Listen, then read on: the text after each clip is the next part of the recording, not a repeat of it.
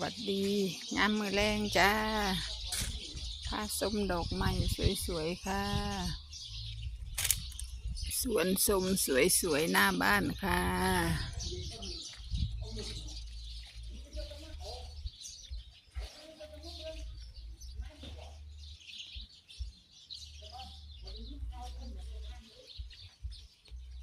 อันนี้มะม่วงหาวมะนาวโหจ้า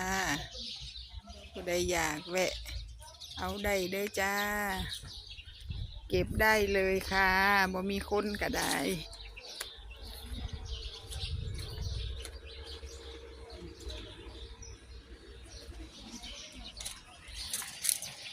ดกคักค่ะ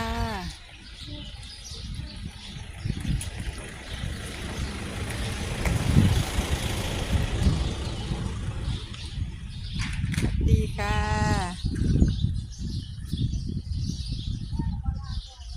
สวัสดีค่ะ